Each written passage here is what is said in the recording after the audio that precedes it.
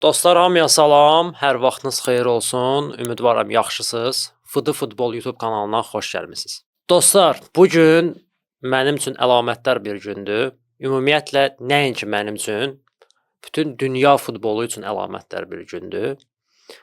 Bu gün futbolun doğum günüdür. Mən bunu belə deyəcəm. Bilmirəm, bəzilərinə xoş gedə bilər, bəzilərinə getməyə bilər. Öz işinizdir. Mənə görə bu gün futbolun ad günüdür. Bu gün futbolun bizə bəxş etdiyi möcüzənin 38 yaşı tamam olur. Nə qədər də çətin olsa da, nə qədər də qəmli olsa da, bildirmək istəyirəm ki, Lionel Messi artıq 38 yaşındadır. Uşaqlığımızın qəhrəmanı, futbolu bizə sevdirən insan, Barcelona'nı bizə sevdirən insan, futbolun dərinliklərini bizə sevdirən insanın 38 yaşı tamam olur. 17 il ərzində komandamız üçün əlindən gələn hər şeyi edən Lionel Messi demək olar hər şeyə nail oldu. Futbol tarixində edə bilməyəcəyi bir şey qalmadı. Burada indi mən onun statistikası barəsində danışmayacağam. Nə bilim 1250 gol plus asisti var, nəyi var. Bunlar hamısı ikinci dərəcəli bir şeylərdir. Yəni Messi'nin statistikası onsuz da hər kəsə bəllidir. Onun göstərdiyi oyun isə hamı onu başa düşmür. Hər kəs o oyunu qəbul edə bilmir. Buradan Lionel Messi'ni təbrik edirəm. Bundan əlavə olaraq digər bir əfsanənin də doğum günüdür bu gün. Möhtəşəm bir təsadüfdür. Bəli, sevimli admininiz Fuadın da bu gün doğum günüdür. Məni də təbrik edə bilərsiniz. Təbrik edə bilərsən Kamran müəllim. Təbrik edirəm. Sağ ol. 27 yaşım olur. Doğrudan da belə biraz gülməli çıxa bilər. Amma Messi ilə eyni gündə doğulmaq qəribə bir hisslər yaşadır. Doğrudan da əfsanəvi bir futbolçu ilə eyni gündə doğum gününü qeyd etmək maraqlıdır. Bilirəm, indi təbrikləri yağdıracaqsınız. Hər birinizə ayrı-ayrılıqda təşəkkür edirəm. Bu mikrofon bir gün mənə öpürəm hamınızı. Yaxşı ki, varsınız. Sizin sayənizdə günü-gündən böyüyürəm. Dəstəyinizi görürəm, öpürəm. Belə dostlar, romantizasiyanın başını buraxaq, romantik anlara son, keçək futboldan danışaq.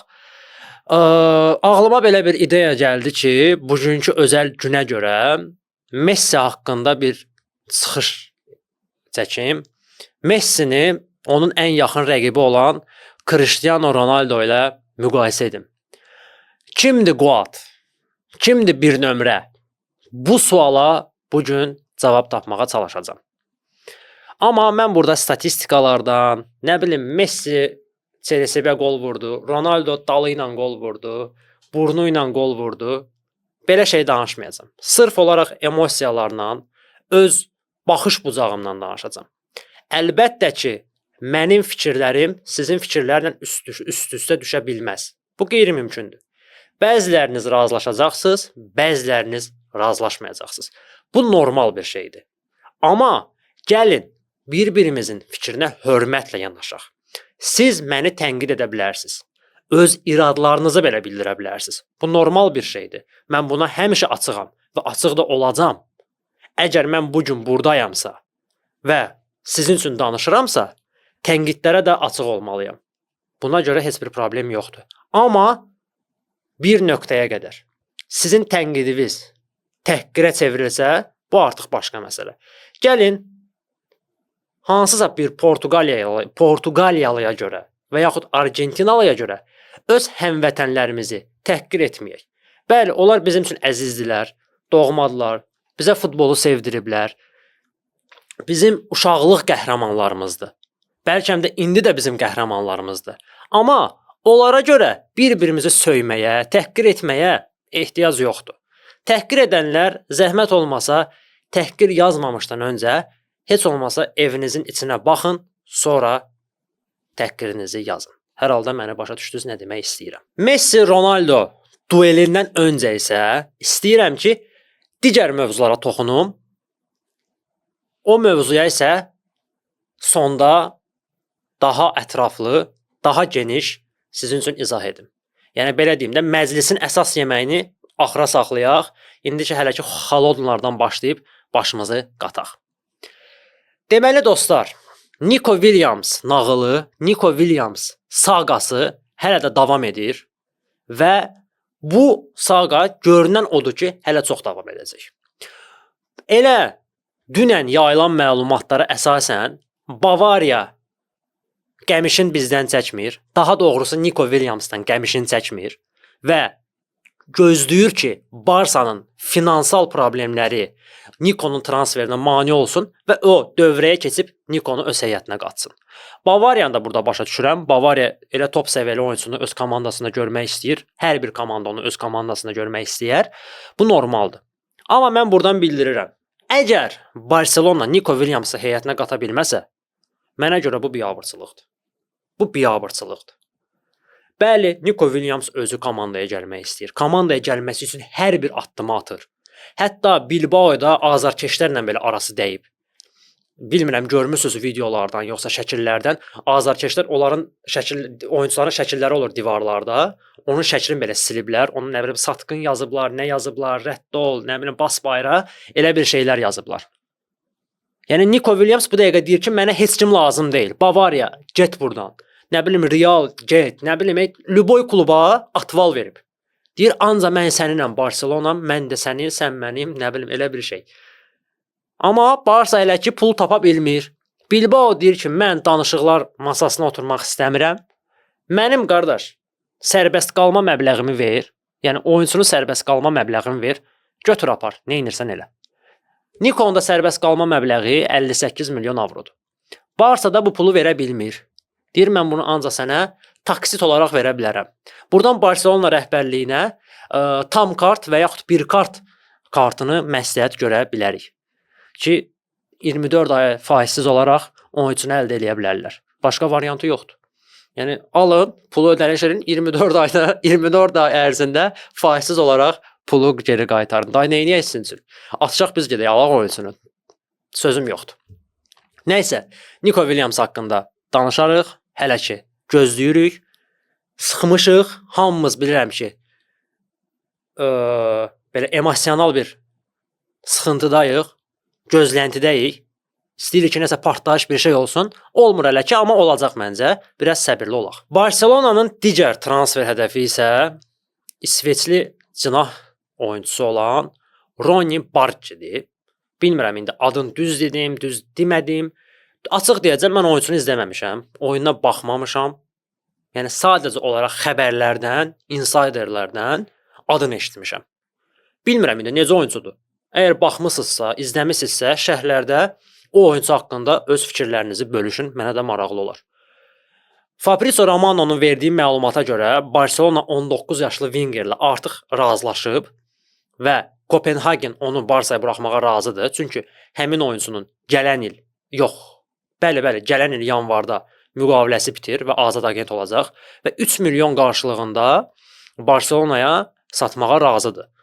Və deyilənlərə görə çox potensiallı bir hücumçudur, çox potensiallı bir oyuncudur, zərbələri bərkdir, hər iki cinahda oynaya bilir. Gərək izləyəm, düzün desəm vaxtım olmayıb ki izləyim. Amma belə çox pozitiv danışırlar onun haqqında. Ümid edirik ki, yəni əgər yaxşı oyunçusa komandaya transfer olunar. Amma bir nüansı da əlavə edim ki, yəni bu oyuncu Nico Williams'ın alternativ variantı deyil. Yəni elə bilərsiniz ki, Barsa Nico Williams transferində uğursuz oldu. İndi bütün fikrin köçülüb bu oyuncuya. Yox, belə deyil. Sadəcə olaraq ehtiyat oyuncular skameykasını daha da genişləndirmək üçün əlavə olaraq bir transfer edirlər. Və hər halda Nico Williams belə gəlsə, Ronny belə gəlsə, böyük ehtimalla hücum xəttindən kimsə komandadan ayrılacaq. Bu böyük ehtimalla Ferran Torres və yaxud Ansu Fati ola bilər. Ola bilsin hər ikisi ayrıldı. Ansu Fati demişkən, Ansu Fati də Monacoya keçidi çox yaxındır. Artıq demək olar hər iki klub razılaşıbdır bu transferlə bağlı. Monaco əvvəlcə icarə əsasına oyunçunu transfer etmək istirdi və maaşının yarı hissəsini ödəməklə istirdi. Barsa buna razı deyil. Barsa istəyir ki, birbaşa transfer olsun və oyuncudan qazanc əldə eləsin, gəlir əldə eləsin və elə bir şərtlə satmaq istəyir ki, gələcəkdə hansısa məbləğ qarşılığında komandaya geri qaytara bilsin. Deyilənə görə artıq Monaco ilə Barcelona Ansu Fati ilə bağlı razılaşma əldə ediblər və yaxın günlərdə açıqlama olacaq və böyük ehtimalla Ansu Fati növbəti mövsümdə Monakonun heyətində olacaq. Dostlar, indi mövzudan kənar olaraq mən Barselonadan uçuram Madridə, Santiago Bernabeu-nun yanındayam, elə bil təsəvvür edin. Buradan Real Madrid azarkeşlərinə həsr edirəm bu videonu. Bəzi Real azarkeşləri var ki, xətrimi çox istəyirlər, xətirləri əziz olsun, var olsunlar. Məndən xahiş edirlər ki, Realdan da biraz danış, qulaq asaq. Realdan əslində danışılası çox bir şey yoxdur.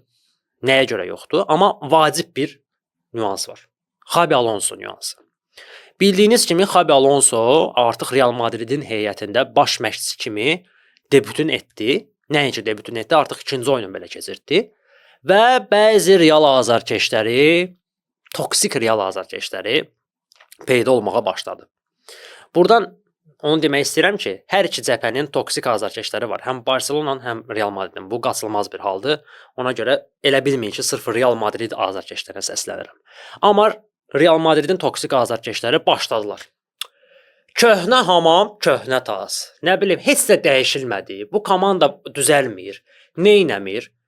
Qardaş, siz son illərdə elə uğurlar əldə eləmisiniz ki, bu dəqiqə komandaya değinməyə ixtiyarınız yoxdur. Siz başa düşmürsünüz ki, hər bir komandanın çətin dönəmi ola bilər və nəsil dəyişmə prosesi deyilən bir şey var. Hal-hazırda Real Madriddə nəsil dəyişmə prosesidir. Mini nəsil dəyişmə prosesi gedir. Yəni bəzi klublarda o birdən-birə baş verir. Amma Realda etap-etap, amma indiki etap çox böyük bir yerə apara bilər Real Madridi. Və Xabi Alonso komandanın başında cəmi 2 həftədir. Heç 2 həftə də deyil deyəsən, 10 gündür. Siz bu adamdan nə gözləyirsiniz? Gözləyirsiniz ki, bu əməlli başlı siz necə tiki-taka futbol oynatsın, möhtəşəm futbol, ora pas, bura pas, ara pası, nə bilim, dominant futbol oynasın. Əlbəttə ki, bu qeyri-mümkündür. Hətta Thibaut Courtois belə özü deyib ki, biz 4 ildir ki, Ancelottinin rəhbərliyi altında futbol oynayırıq və onun futboluna öyrəşmişik. Və Xabi Alonsonun futbolu Ancelottinin futbolundan qat-qat fərqlidir və çox taktik bir futbol oynayır. Özünüz də yaxşı bilirsiniz ki, yəni Real Madridi izləyən azarkeşlər bilir ki, Ancelotti taktik bir məşqçi deyil. Ancelottinin bir üstünlüyü var. Ulduz futbolçuları yığır başına. Deyir ki, qaqaş, sən burdasan, sən ordasan, bu da burdadır. Belə-belə şey eləyin, oynayın. Amma Xabi Alonso belə deyil. Xabi Alonso özü də deyib ki, pressing eləməyən, müdafiəyə kömək eləməyən oyunçu oynamayacaq. Fərqi yoxdur adından. Vinicius olsun, Mbappe olsun, kim olur olsun. Müdafiəyə kömək elə, daim pressing elə, meydanda dayanma, əsas heyətdə ol. Yəni Xabi Alonso, demirəm bu dəqiqə Xabi Alonso möhtəşəm işlər görəcək, tələsməyin. Ola bilər ki, altın qoydu. Mən demişdim bunu. Keçən çıxışlarda demişdim ki, mən Xabi Alonsodan elə bir şey gözləyirəm ki, o tutuzdursa çox yaxşı tutuzduracaq. Tutuzdura bilməsə çox pis batıracaq. Yəni mənim içimdəki intuisiyam deyir ki, yəni Xabi Alonsodan mən belə wow bir şey gözləmirəm. Bu mənim şəxsi düşüncəmdir. Demirəm, indi bu oyunlara görə qərar verirəm. İnanmıram nəsə. Çünki Xabi Alonso çox taktik baş məşqçidir. Dəhşət taktik baş məşqçidir. Bildiyiniz İspandır. Yəni İspanlar taktik olur da, hamınız yaxşı bilirsiniz dostlar. Amma Real taktik bir komanda olmayıb da heç vaxt. Heç vaxt taktik bir komanda olmayıb. O qədər taktik baş məşqçilər gəlib ki, Real Madriddə altın qoyub gediblər. Yəni Real Madrid heç vaxt taktik məşqçilərdən uğurlu ola bilmir. Demirəm, indi uğurlu olmayacaq o Real Madriddə. Amma nəsə belə bir hissim var ki, 6-cı bir hiss deyir ki, nəsə Xabi Alonso o deyil. Yəni pis baş məşqçi deyil ha. Prosta Real Madrid üçün deyil. Real Madriddə daha belə liderlərlə işləməyə bacaran baş məşqçi lazımdır. Mən bunu demişdim. Demişdim ki, Xabi Alonsonun gücü burada bilinəcək. Leverkusendə işləməyə nə var ki? Hamısı orta səviyyəli oyunçulardır. Onların üstündə sən dominantlıq eləyə bilirsən. Yəni üstlərinə atalıq eləyə bilirsən. Amma Real Madrid belə deyil. Real Madriddə hamısı ulduzlardır. Sən bu ulduzların kaprizlərinə dözməyə bacarmalısan. Ancelottidə belə bir xüsusiyyət var idi. Ona görə boş-boşdan demirdilər. Papa Carlo. Yəni Papa Carlo'nun xarizması var idi, belə statusu var idi, avtoriteti var idi, sözün yeridirdi Lüboy oyuncuya. Amma Xabi Alonso hələ ki, bəli, güclü taktik baş məşqçi ola bilər, amma lider kimi odur yoxsa yox? Bax bu sual doğurur. Yenə də deyirəm, çox uzatmaq istəmirəm. Bəli, ola bilər, indi tələsməyək. Mən inanıram ki, Xabi Alonso nəsə dəyişikliklər eləyəcək, maraqlı oyun olacaq. Yəni son iki oyuna baxsaq, Əl Hilal'la, Pachuca ilə oynadı sonra. Yəni Real Madridin oyunu ləzzət eləmədi mənə. Yəni hər iki oyunda rəqib komanda Real Madridə qarşı çox da yaxşı oynadı. Yəni mövqelərdə, ikili mübarizələrdə, yəni rəqib oyunçular daha yaxşı oynayırdı. Trent Alexander-Arnold vəbşə hələ ki komandaya uymayıb. Bilmirəm, bəlkə indi Xabi Alonso 3-5-2-yə keçsə, onda bəlkə Trent özünə gələ bilər. Yəni Trent Əl-Hilalla oyunda 7 ikili mübarizədən cəmsi ikisində qalib gəlmişdi ya da birində qalib gəlmişdi, dəqiq bilmirəm. Ona görə hələ işləniləcək çox şeylər var, amma uğurlar arzulayıram buradan Xabi Alonsoya. İnanıram ki, yaxşı bir rəqabətçil bir komanda qura biləcək. Hə dostlar, indi isə keçirik məclisimizin əsas yeməyinə. Əsas məsələsinə. Dediyim kimi Messi-Ronaldo qarşılaşması. Kimdir güclü? Kimdir nömrə 1? Ən yaxşı kimdir? Quat kimdir? İndi bu haqda öz fikirlərimi bildirəcəm. İlk növbədə onu bildirmək istəyirəm ki, mən yaxın günlərdə video çəkmişdim. Onluq sıralamışdım futbolçulardan və Ronaldonu ikinci yerə qoymuşdum, Messini isə birinci yerə və orada ironik bir söz demişdim ki, Ronaldonu qoyuram ikiyə, birinci yerdən futbol öyrən. Siz hələ də ironiyanın nə olduğunu bilmirsiniz. Yəni bəzilərinə aiddir. İndi başa düşənlər düşdü, düşməyənlər də canınız sağ olsun. Okay. Amma mən həmişə demişəm ki, çalışmışam bu mövzudan kənar qaçım. Yəni bu mövzuya çox da toxunmayım. Mənə çox sual veriblər. Messi or Ronaldo, kim güclüdür, kim yaxşıdır? Mən həmişə demişəm ki, mən bu iki oyuncunu ayırmışam, başqa yerə qoymuşam və digər oyunçulardan artıq seçirəm. Yəni bunlar var, bu iki nəfər var və digər oyunçular var. Mənə görə belədir. Yəni Ronaldo, Messi və digərləri. Qısa sözlə. Amma yaxşı, bəs bunların ikisindən birini seçməli olsaq, niyə Messi və yaxud niyə Cristiano Ronaldo? Belə deyim, dostlar. Ronaldo elə bir futbolçudur ki, onun elə bir xüsusiyyəti var ki, o Messidə yoxdur. Amma o elə bir xüsusiyyətdir ki, bu futbol xüsusiyyəti deyil. Yəni elə bir şey yoxdur ki, Messi onu eləyə bilməsin, amma Ronaldo onu eləsin. İndi bir gəlib deyəcək ki, Messi başdan qol çox vura bilmir. Nə bilim, CSB qol vura bilmir. Kommentdə bir nəfər yazıb ki, bilmirəm onu yazan uşağı idi, yoxsa nə bilim, yəni yetkin insan idi, başa düşmürəm. Yazıb ki, Ronaldo'nun 40 yaşı var. Nə qədər qayıtsız zərbəsindən qol vurub. Messi'nin bu yaşına qədər qayıtsız zərbəsindən qolu yoxdur. Bu məntiqlə, yəni onda Braziliyanın 3-cü divizion komandasının oyunçuları bəlkə Messi'dən, Ronaldo'dan daha çox qayıtsız zərbəsi ilə qol vurublar. Bu nə məntiqdir? Bu nə düşüncədir? Hələ biri yazıb ki, yaşı başına şəklinə baxıram profildə. Yəni adam uşaq olsa deyərəm cəhənnəmə. Yazıb ki, Ronaldo'nun dabanı Messi'nin var-yoxundan böyükdür. Desə ki, Messi'nin karyerasından böyükdür. Deyərəm cəhənnəm, var-yoxundan böyükdür. Ya. Messi indi onu görüb çorta düşəcək. Oyda var-yox əldən getdi. Sən bu nə kommentdir? Mən ona cavab yazıram, sonra darışı gətirmirəm. Elə bilirlər ki, sözüm yoxdur deməyə. Sadəcə olaraq vaxtım yoxdur. Ora mən 2 saat nəsə yazmağa. Mən burada cavabımı verirəm. Yəni sən bu 5-ci sinif soxuşları ilə, söz soxuşları ilə sən özünə fəxr qazanırsansa, hələ onun kommentinə şərhlər yazdılar. Halal olsun, sındırdın bunu. Nəyimi sındırdın qardaş? Nəyi sındırdın? Sən uzaq başı öz kinivi sındıra bilərsən. Messi'nin var-yoxundan böyükdür. Yəni bunu 5 yaşlı, 15 yaşlı uşaq yazsa mən susaram, heç sən demərəm. Yox, profil şəklinə baxıram ki, yəni məndən bəlkə 10 yaş böyük adam. Nə bilim. Mənə görə Messi futbol dünyasına gəlmiş elə bir oyunçudur ki, onun elədiyini heç kim edə bilməz. İndi bəziləri gələcək, statistika manyaqları gələcəklər, dolaşacaq bura. Kalkulyatorla gələcəklər statistika manyaqları. Qaqa bu qədər qol vurub, Ronaldo 1000 qolu var. Messi'nin bu qədər qolu var. Ay statistikaya baxırsan, heç olmazsa düz statistikaya bax. Statistikanı tərtib edəndə sən bax yaşlarına bax, keçirdikləri oyuna bax, başqa aspektlərə bax. Hər şey statistika deyil futbolda. Mən həmişə bunu demişəm ki, Rakitic'in statistikasına baxsaz bəlkə dəli olarsınız. Yəni Modric'dən, Kroos'dan, Iniesta'dan, Xavi'dən güclü statistikası var adamın. Onda neyniyə Rakitic'i dünyanın ən yaxşı yarım müdafiəçisi hesab edək? Bu nə məntiqdir? Hər şey statistika deyil. Messi'nin bu planetdən olmamasının sübutun görmək istəyirsinizsə, əslində bunun sübutu çoxdur. 1 deyil, 2 deyil. Əslində bu duel, bu debat 2009-cu il Roma finalında bitmişdi. Yəni prosta Ronaldo elə bir oyunçu oldu ki, Messiyə ən yaxın olan o oldu. Yəni o ilə bacara biləcək səviyyəyə çata bilən o oldu. Yəni indi mən burada Ronaldonu aşağılamaq istəmirəm ki, Ronaldo oyunçu deyil. Amma Ronaldo insandır. Amma Messi insan deyil. Yəni onun elədikləri bəzən onun sahada ötürməsi belə insanlıqdan kənar bir şeydir. Onu heç bir futbolçu eləyə bilməz. Adicə bir misal çəkirəm. 2022-ci il Dünya Çempionatında Hollandiyaya qarşı oyun.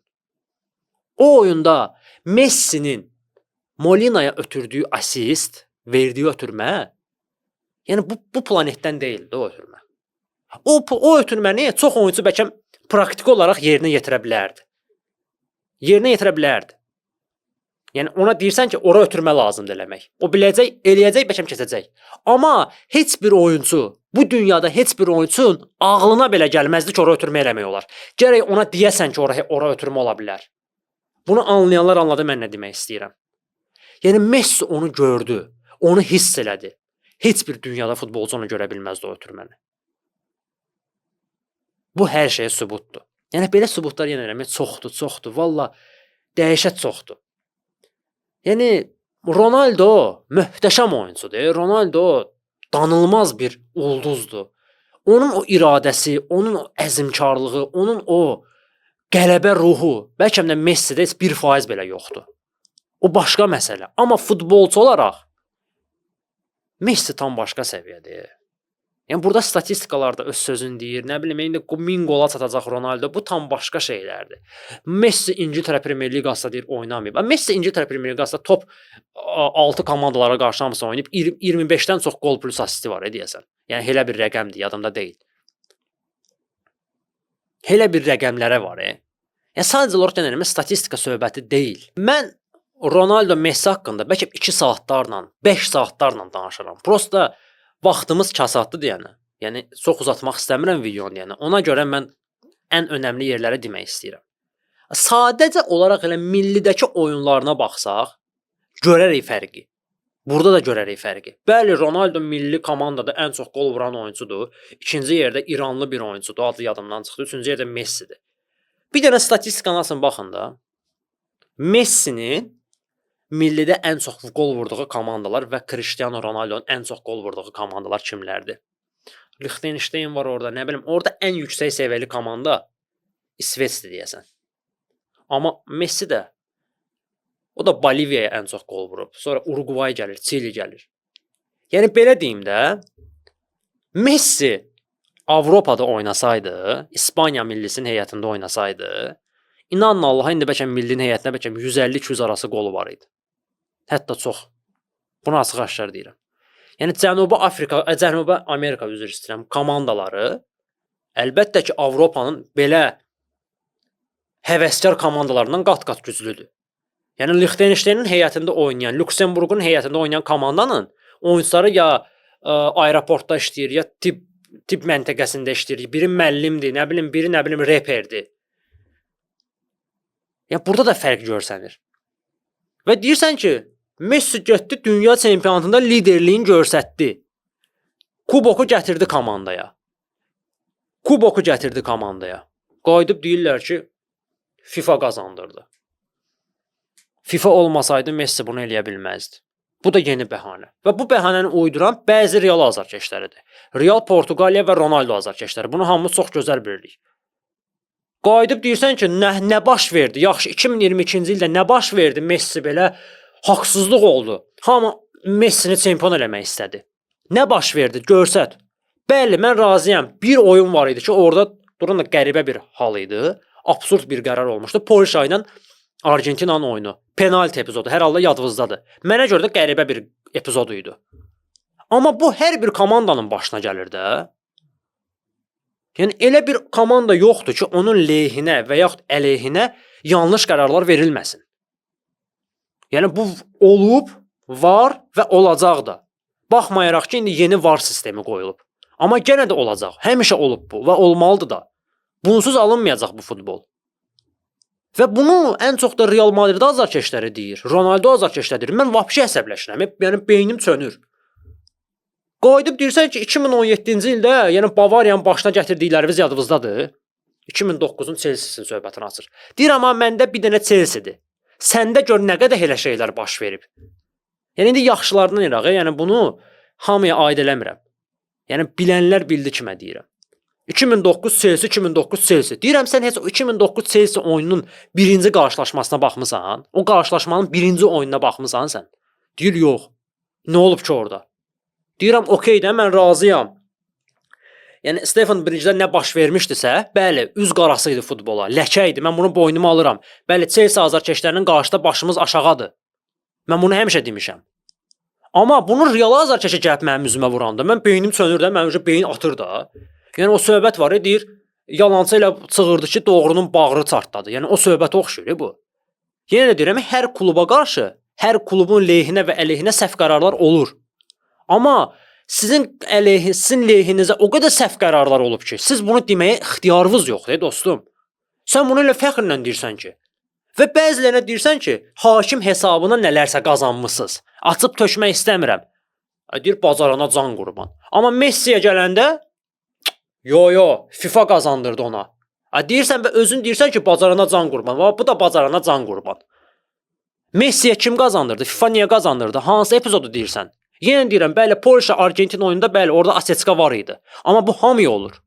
Yaxşı, final oyununda 120-ci dəqiqədə Kola Muaninin zərbəsin FIFA qaytardı. Bəlkə FIFA'nın prezidenti keçdi qapıya, nəsə orada maxinasiya zad elədi. Vura bilmədi, adam təkbətəki vura bilmədi. Vursaydı fransızlar çempionu idi. Bəlkə onu FIFA ora girişdi, nəsə orada belə dronla zaddan vurdular, haropla vurdular bəlkə orada. Kola Muanini vura bilmədi o qol. Açıq danış da. Real Madrid, Portuqaliya haqsızlıqla qələbə qazananda tutaq ki, belədir, hakim görərdi. Görmədi, bizim problem deyil. Amma Argentina, Barcelona qələbə qazananda hakim şotuna, FIFA şotuna, siz futbol oynamırsınız, siz sadəcə olaraq hakim şotuna hesabı qabağa gedirsiniz.